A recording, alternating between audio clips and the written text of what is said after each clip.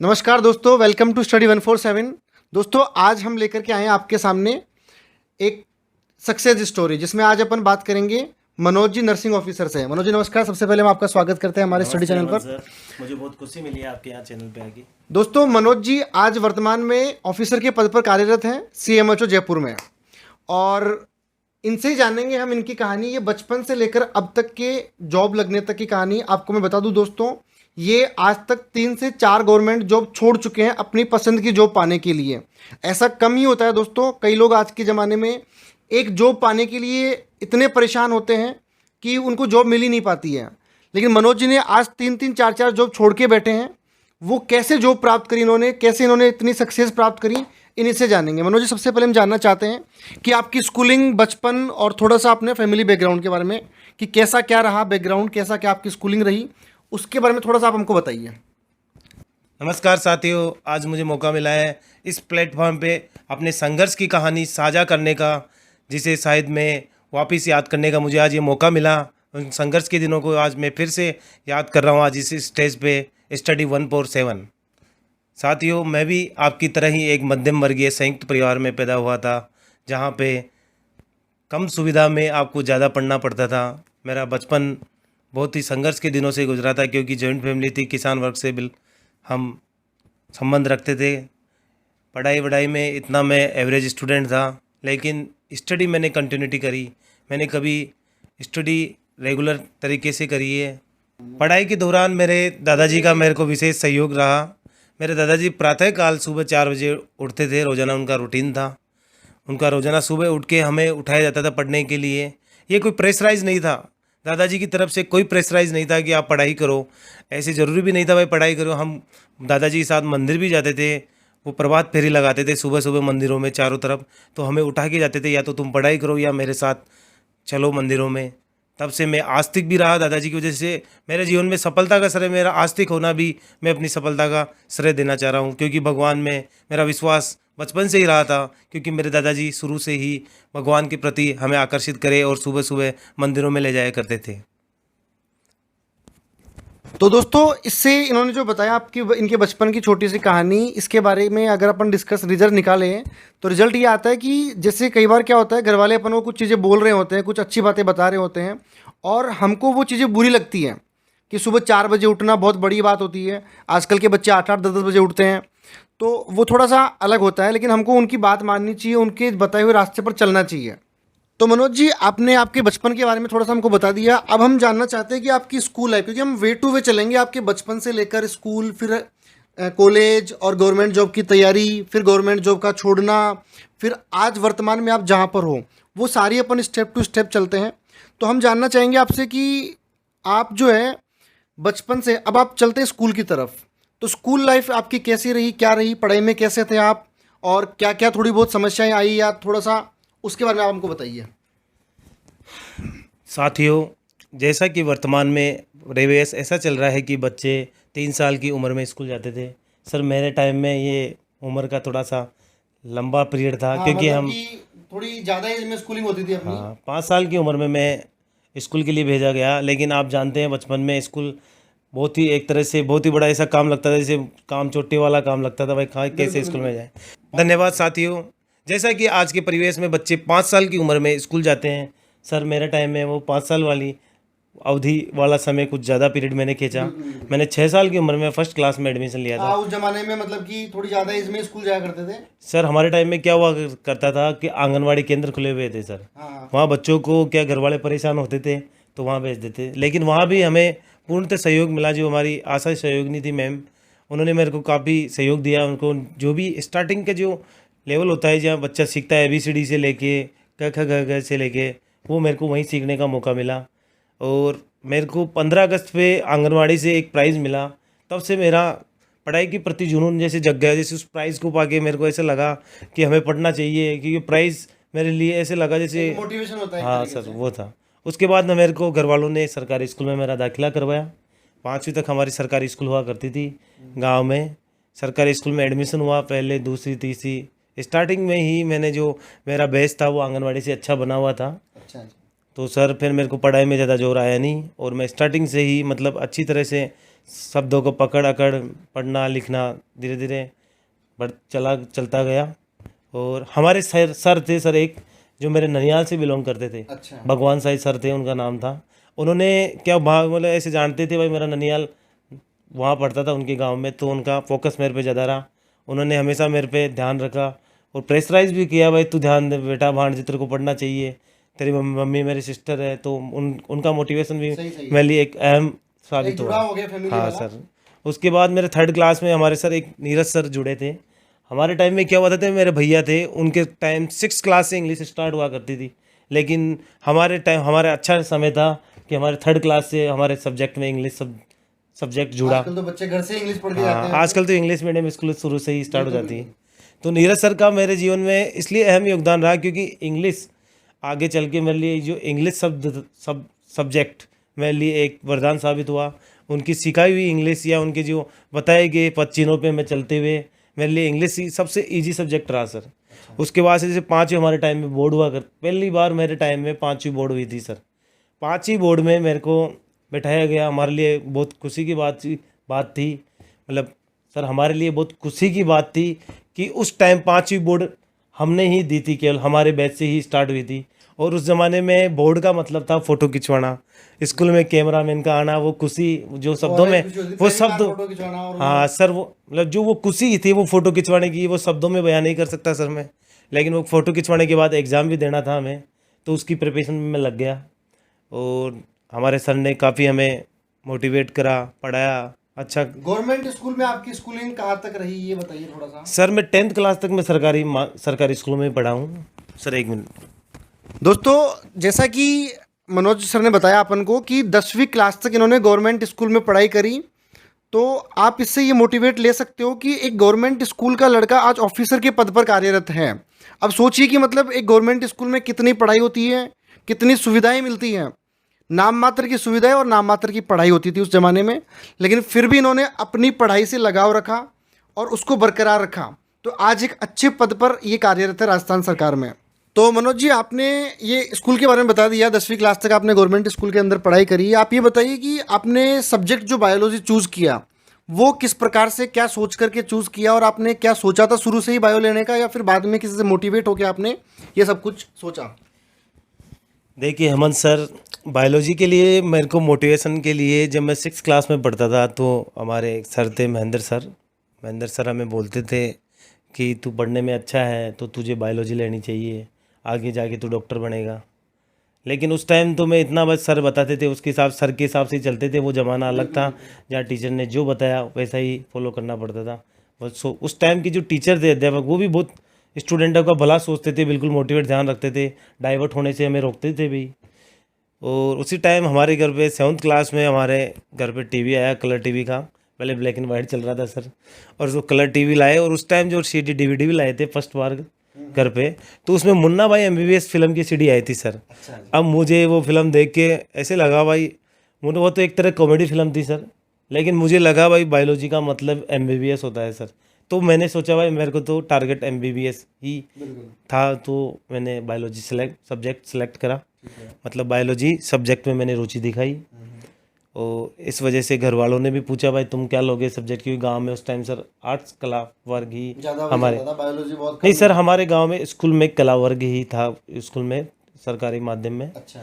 तो फिर घर वालों ने भी काफ़ी सहयोग दिया। उन्होंने सर हमें जयपुर पढ़ने के लिए भेज दिया गया सर। मैं जॉइंट फैमिली से बिलोंग करता था, क्योंकि अकेला आया नहीं घर से, लेकिन साथ में जॉइंट फैमिली थी, तो अंकल के बच्चे सभी आए थे हमारे साथ जुड़े, और हमारे यहाँ पे जयपुर में रहने के लिए। और ऐसे स्कूल में मैं दाखिला कराया गया जहाँ हमारे साइड के क्षेत्र के लोग स्टूडेंट मिले, सर से भी मुलाकात हुई वहाँ आने के बाद जयपुर।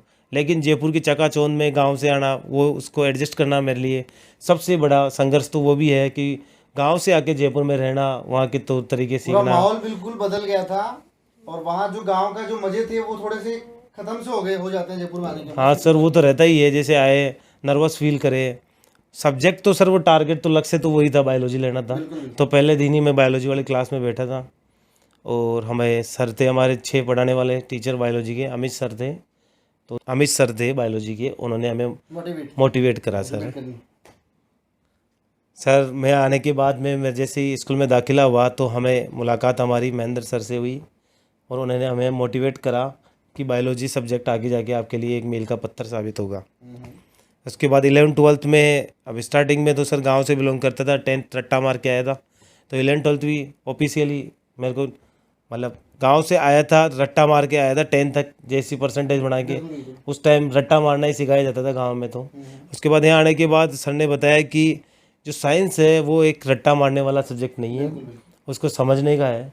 तो 11th 12th हमने अच्छे से पढ़ी और 12th में मैंने अच्छे परसेंटेज से 82% से 82% से मैं पास हुआ। कौन से ईयर में आपने 12th पास करी थी? सर मैं 2010 में 12th पास करा हूँ। तो दोस्तों 2010 की जो सन है, 2011 में मैं 12th पास आउट था, 2010 में Manoj sir 12th pass out है। तो 2010-11 या 2012-13 तक का ऐसा पीक टाइम था कि उस टाइम में 82% बहुत बड़े मायने रखती थी। मतलब कि मैं मेरी बताऊं कि फैमिली वाले बस केवल ग्रेड जानते थे, फर्स्ट डिवीज़न पास हुआ कि सेकंड डिवीज़न पास हुआ, और उसमें भी 82% बहुत बड़ा मैटर रखती है कि आपकी सक्सेस स्टोरी आगे जाकर के कैसी होने वाली है। और उस सक्सेस को इन्होंने मेंटेन रखा आगे तक, जब तक इनको गवर्नमेंट जॉब नहीं मिल गई तब तक इन्होंने उसको मेंटेन रखा।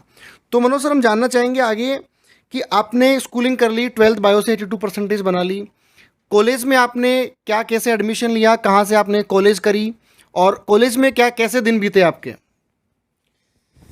देखिए हेमंत सर, 12th पास करने के बाद में सबको ऐसा लगता है कि अब आराम के दिन आ गए हैं, तो मैं भी उसी तरह मजे करेंगे अब कॉलेज जाके। हाँ सर, मेरे को भी ऐसा लगा भाई खो गए हम भी, एग्ज़ाम दे के फ्री हो गए, जैसे पढ़ाई से फ्री हो गए।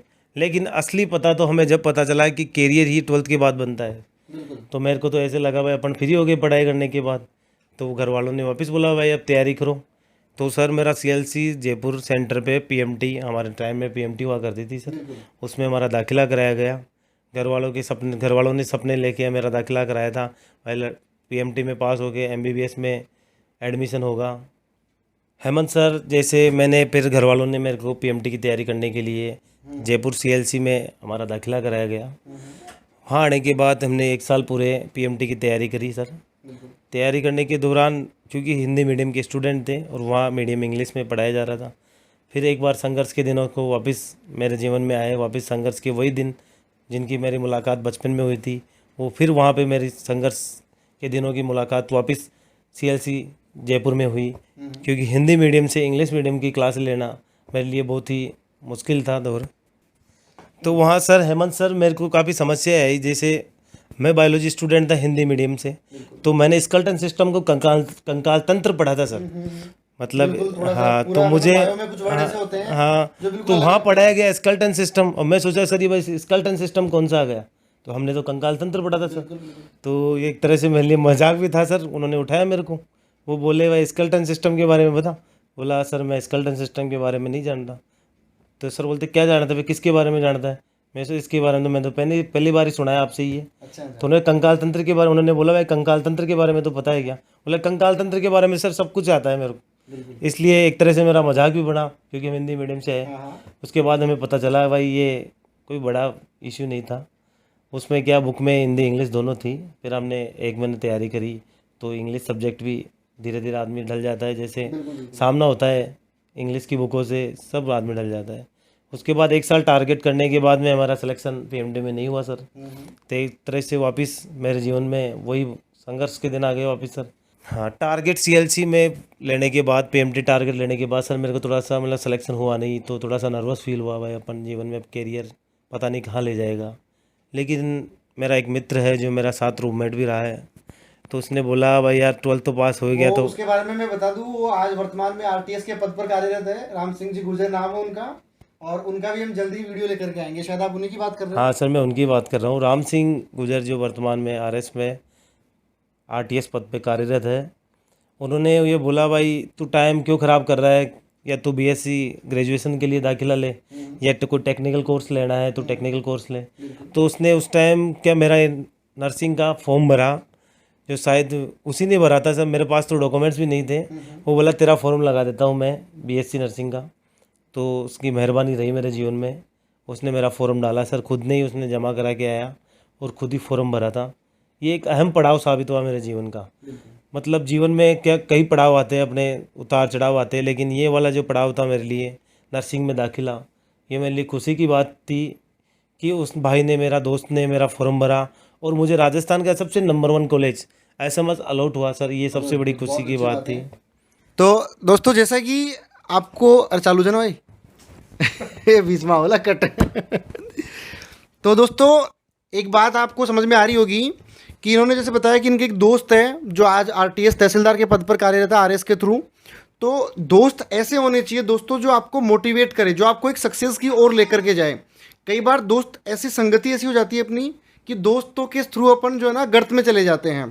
तो दोस्त और संगति ऐसी होनी चाहिए दोस्तों जो आपको मोटिवेट करे, आपको हमेशा सक्सेस की ओर लेकर के जाए। मनोज जी, आपसे हमने जाना नर्सिंग में आप पहुंच गए एसएमएस मेडिकल कॉलेज में, वहाँ से आपने नर्सिंग करी। उसके बाद थोड़ी सी और जर्नी हम जानना चाहेंगे, आपने प्रिपरेशन कहाँ से करी, कहाँ का आपका सिलेक्शन हुआ, 3 या 4 बार आपने जॉब छोड़ भी दी है लेकर के, तो वो थोड़ी सी कहानी आप बताइए कि तो नर्सिंग और उसके बाद में जॉब छोड़ दी आपने, 4 जॉब छोड़ दी और फिर आज जिस पद पर कार्यरत हो उससे आप बिल्कुल सेटिस्फाई हो जहाँ तक मुझे पता है। तो आप ये बताइए कि आपकी वो जो स्टोरी है कॉलेज से लेकर के आज ज्वाइन करने तक की और बीच में गवर्नमेंट जॉब छोड़ने तक की, उसमें घर वालों ने क्या प्रतिक्रिया दी, थोड़ी सी आपको ये भी बताना। और अभी जो कार्यरत हो उसमें कैसे क्या चल रहा है आपका। देखिए हेमंत सर, नर्सिंग में एडमिशन हुआ, मेरे लिए सपना कुछ अलग थे और छोटे सपनों में जा रहे थे। ये भी नर्वस फील था सर, कहाँ एमबीबीएस का सपना, एमबीबीएस का सपना लेके हमने 12th बायोलॉजी लिया था। उसके बाद नर्सिंग एक तरह से ये कॉम्प्रोमाइज़ करना ही होता है लाइफ के साथ, लेकिन कॉलेज अच्छा था sir, SMS college of nursing मिला मेरे को। गर्व का विषय था कि मेरे को राजस्थान के सबसे नंबर 1 कॉलेज एसएमएस में मेरा दाखिला हुआ। 4 साल वहाँ भी हमने पढ़ाई करी। वो क्या टॉप करने की आदत रहती ना सर, तो मैंने 4 साल वहाँ पे भी बॉयज़ में टॉप करा सर। लड़कियों में तो ऑल और क्लास में तो नहीं हुआ, लेकिन जो बॉयज़ थे उसमें मैंने टॉप करा है 4 साल। उसमें भी मैंने एग्रीगेट 84 के आसपास परसेंटेज बनाई। 2016 में नर्सिंग कंप्लीट होने के बाद हमेशा रहा है जीवन में, स्टूडेंट की जीवन में, जब तक डिग्री नहीं आती तब तक भविष्य नहीं दिखता है। जैसे ही नर्सिंग कंप्लीट हुई फिर बेरोजगारी वाला फीलिंग आ गई। हाँ सर, वो तो होता ही रहता है कि डिग्री कंप्लीट होने के बाद एकदम से फील हुआ भाई अब क्या करना चाहिए करियर का, क्योंकि ये भी करियर का एक अहम पड़ाव होता है सर। तो सर मेरा दोस्त था, हम दोनों ने करी तैयारी भाई। नहीं सर, मेरा एक दोस्त था जो दोनों ने फिर कोचिंग की ठानी भाई, अब फ्री हो गए कॉलेज से तो एक कोचिंग कर लेते हैं, वो तैयारी करते हैं। तो सर 2016 में मेरी कंप्लीट हुई थी, मार्च में मेरी नर्सिंग कंप्लीट हुई 2016 में। उसके बाद में हमने मई में फॉर्म डाले सर सीआरपीएफ के। सीआरपीएफ 2016 का एग्ज़ाम दिया सर मैंने। वहाँ नर्सिंग वालों को एसआई की पोस्ट मिलती है सर, तो उस पेपर को दिया सर। वो पहला पेपर था मेरा, तो अच्छी से तैयारी करी, क्योंकि मेरे जीवन में करियर बनाने के लिए से मैं काफ़ी मोटिवेट था पहले से ही। हमारे फैकल्टी या ट्यूटर ने हमें मोटिवेट करा सर भाई करियर ही बनाना है, जल्दी से कम उम्र में लग जाओगे तो भागना नहीं पड़ेगा इधर उधर कोचिंगों में। 2016 में सीआरपीएफ में मेरा सर सिलेक्शन हुआ, लेकिन मुझे लगा भाई मेरे को डिफेंस में नहीं जाना था सर। मेरे को जाना था सर, क्योंकि मैंने टेक्निकल कोर्स करा था, तो माइंड में मेरे डिफेंस में जाने का माइंड में था ही नहीं। तो मैंने सीआरपीएफ 2016 को छोड़ दी सर, मैंने ज्वाइन नहीं करा उसको। उसके बाद सर हमें लगा भाई तैयारी करना चाहिए, क्योंकि उसी दौरान मेरी शादी 2016 में मई में मेरी शादी हुई। थोड़ा कॉन्फिडेंस भी आप में आ गया होगा कि एक जॉब अपन ने, मतलब एग्जाम पास कर लिया अपन ने, तो कॉन्फिडेंस भी बढ़ ही गया होगा। कॉन्फिडेंस तो था सर, लेकिन वो क्या शादी होने के बाद में ऐसे भी था, जिम्मेदारी आ गई, तो कमाना भी जरूरी था उस टाइम में सर। तो 2016 में वो सीआरपीएफ की नौकरी छोड़ना एक तरह से बच्चों वाली हरकत ही हो सकती है सर। बिल्कुल बिल्कुल, क्योंकि उस टाइम में गवर्नमेंट जॉब मिल जाना और फिर फैमिली का भी प्रेशर आया होगा। हाँ सर, वो तो फैमिली वाला तो प्रेशर था ही सर, क्योंकि घर वाले कब तक खर्चा उठाते, मिडिल क्लास वालों का खर्चा घर वाले इतना अफोर्ड नहीं कर सकते, क्योंकि अपने को उसी में डिग्री करनी है, उसी में रूम लेके पढ़ना है, तो फिर काफ़ी परेशानियों का सामना करना पड़ा। फिर 16 के बाद में सर मैंने एक रायपुर एम्स की तैयारी करी, क्योंकि सपना होता है नर्सिंग स्टूडेंट का एम्स में जाने का। हाँ, तो फिर रायपुर एम्स की तैयारी करी। उस टाइम क्या नोरसेट की, पहले आजकल तो नोरसेट आ गया, पहले एम्स अलग अलग पेपर ले आया करते थे। तो रायपुर एम्स के लिए वैकेंसी निकली, उसमें एक स्किल टेस्ट और था सर। तो सर मुझे कॉलेज ऑफ नर्सिंग का सबसे ज़्यादा बेनिफिट उस स्किल टेस्ट में मिला, क्योंकि स्किल टेस्ट में प्रैक्टिकल नॉलेज से संबंधित क्वेश्चन पूछे गए थे। और मेरी college SMS college of nursing थी, तो मुझे काफ़ी हद तक मतलब मदद मिली मुझे कि प्रैक्टिकली हमने जो देखा था वही क्वेश्चन पुटअप किए गए थे वहाँ पे। तो 17 में सर मैंने रायपुर निकाला सर। ठीक है। 17 में रायपुर निकालने के बाद मैं और मेरा दोस्त जो जयपुर सिटी से बिलोंग करते थे, दोनों काफ़ी करीबी थे। तो हम सेंट्रल पार्क में जाके बैठे, दोनों खुश थे भाई, एम्स में सिलेक्शन होना ये खुशी की बात से कम नहीं थी। लेकिन दोनों ने डिसाइड करा कर घर वालों को ये बात बता देंगे भाई अपना रायपुर में सिलेक्शन हो गया तो घर वाले हमें वहाँ भेज देंगे नौकरी के लिए। भाई जाओ, घर वालों को क्या हमारे से ज़्यादा जल्दी थी तो भाई नौकरी लगे और ये जाए। और उनको क्या, मिडिल क्लास में क्या रहता है, घर वालों को ये रहता है कि बस एक बार लग जाए कहीं भी। हाँ लग जाए। और उनकी क्या इज्जत का सवाल होता है सर, जैसे फादर मदर भैया जो भी होते हैं, भाई सिलेक्शन हो गया उनके लिए। लेकिन हम दोनों ने वो सपना भी उनका चकनाचूर कर दिया घर वालों का, बिना बताए सर। मैंने वो भर्ती घर पे कभी बताई नहीं, ना उनका मैंने जिक्र करा कभी।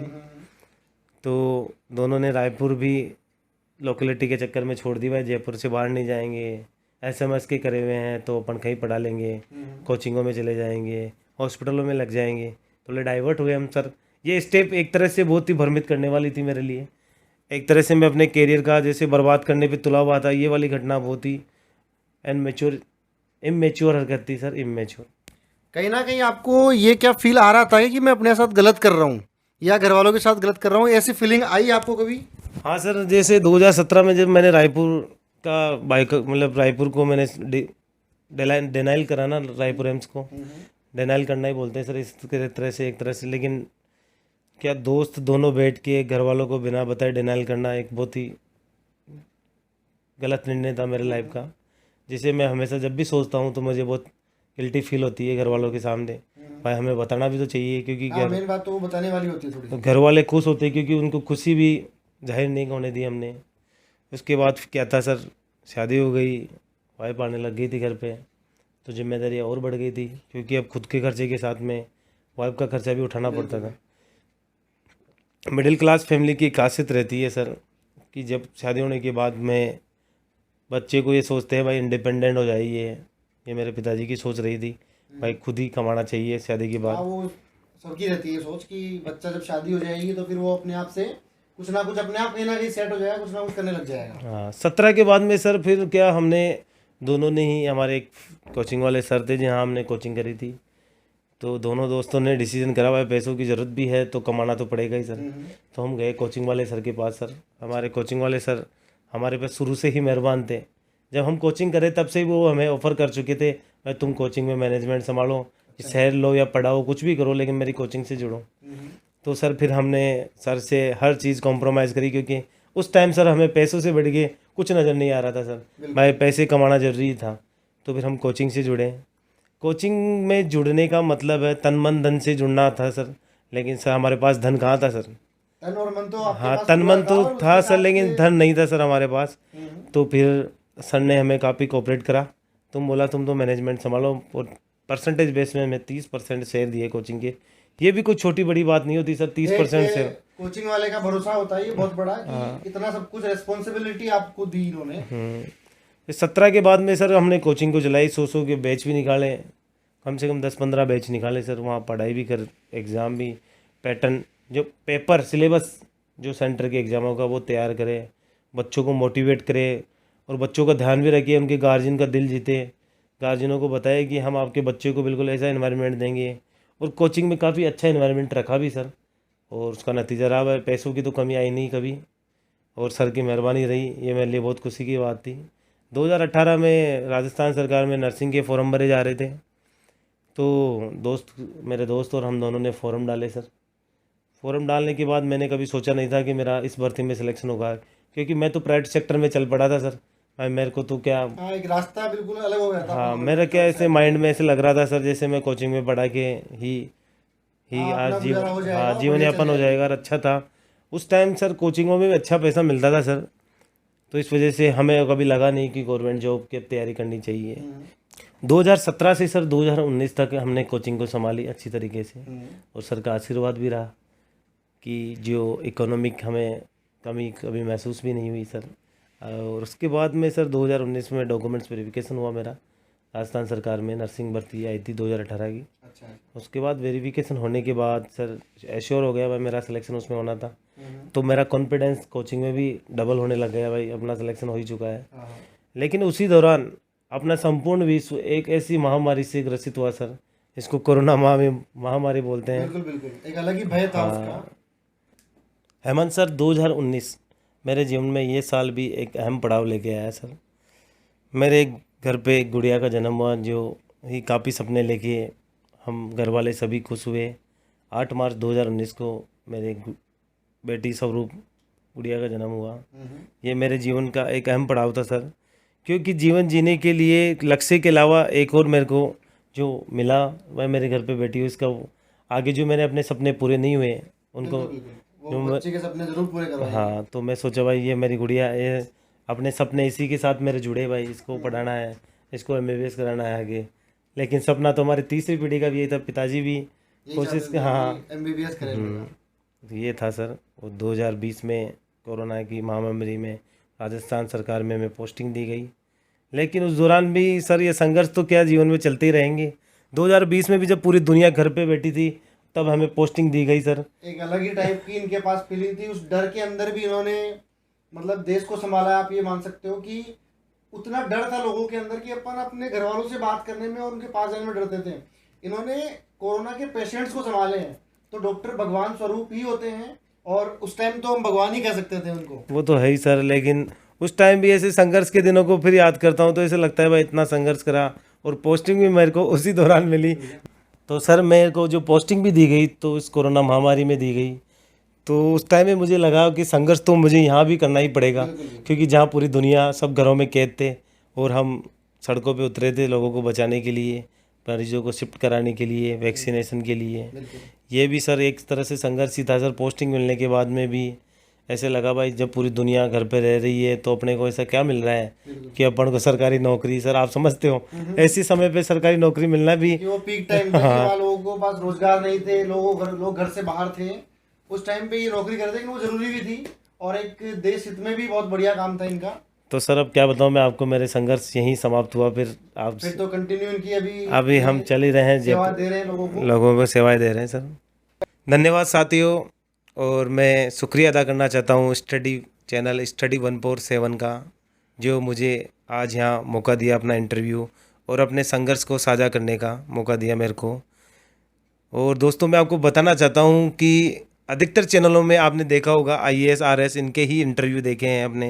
मैंने भी टीवी में IAS RS SI CI इनके इंटरव्यू देखे, लेकिन हेमंत सर की वजह से आज मुझे एक नर्सिंग ऑफिसर पद वाले का शायद पहला ही इंटरव्यू होगा इस देश का, जो हेमंत सर की वजह से मेरे को ये मौका मिला है। बहुत बहुत धन्यवाद हो हेमंत सर, आपने मेरे इस संघर्ष को वापस मेरे को याद दिलाया और लोगों को साझा करने के लिए मुझे प्रेरित किया। उसके लिए मैं आपको बहुत बहुत धन्यवाद देना चाहता हूँ। पहले तो मैं इस इंटरव्यू के लिए तैयार नहीं था दोस्तों, लेकिन हेमंत सर ने बोला देखो पद कोई सा भी हो, छोटा या बड़ा, संघर्ष तो संघर्ष ही रहता है सर। इस वजह से फिर मैं तैयार हुआ। और बहुत बहुत धन्यवाद हो हेमंत सर का, जो मेरे संघर्ष के दिनों को याद दिलाया। बहुत बहुत धन्यवाद, थैंक यू वेरी मच। तो मनोज जी आपका भी बहुत बहुत धन्यवाद चैनल पे आने के लिए। और देखो दोस्तों, एक तो क्या होता है कि ये जो बड़े पोस्ट पर जो लोग होते हैं बहुत बढ़िया, हालांकि पोस्ट इनकी बहुत बढ़िया है, नर्सिंग ऑफिसर को पद छोटा नहीं बोल सकते अपन। और मैं कहता हूँ दोस्तों, बेरोजगारी में छोटा बड़ा कुछ नहीं होता, जो आपको जॉब मिल जाए वो बहुत बड़ी बात होती है। दूसरी बात ये है कि हमने जो ये सीरीज चालू करी है मोटिवेशन की, इसमें हम लगभग जितना संभव हो सकेगा ऐसे लोगों को लेकर के आएंगे जो अपना संघर्ष जो है वो साझा करेंगे। तो दोस्तों हमने ये जो सीरीज स्टार्ट की है, सीरीज़ में हम ऐसे ही इंटरव्यू और ऐसे ही संघर्ष की कहानियाँ लेकर के आएंगे, क्योंकि दोस्तों बड़ी बड़ी जो IAS RS या और भी जो बड़े पद हैं उनके इंटरव्यू आप सब लोगों ने देखे हैं, उनके भी लाएंगे हम। लेकिन एक जो एवरेज स्टूडेंट या नॉर्मल जिसको जॉब मिल जाती है, उसके संघर्ष की कहानी कहीं ना कहीं दब जाती है। लोगों को उसकी कहानी पता नहीं होती कि वो बच्चा बेचारा कितना संघर्ष किया है और कहाँ से कहाँ तक कैसे पहुँचा है। हम ऐसी कहानी आपके साथ लेकर आएंगे और आपको मोटिवेट करते रहेंगे दोस्तों। उम्मीद आपको ये चीज़ें अच्छी लगी होगी, हमारा जो मनोज सर का संघर्ष की जो कहानी वो भी अच्छी लगी होगी। उम्मीद है अगर आप लोग पहली बार आए हो चैनल पे तो सब्सक्राइब कीजिएगा और वीडियो को अपने दोस्तों तक ज़रूर शेयर कीजिएगा, ताकि उनको भी एक अलग प्रकार का मोटिवेशन मिले और वो भी संघर्ष में लगे रहे जब तक कि उनको एक जॉब नहीं मिल जाए। गुड बाय दोस्तों, धन्यवाद। मिलेंगे फिर किसी और कहानी के साथ।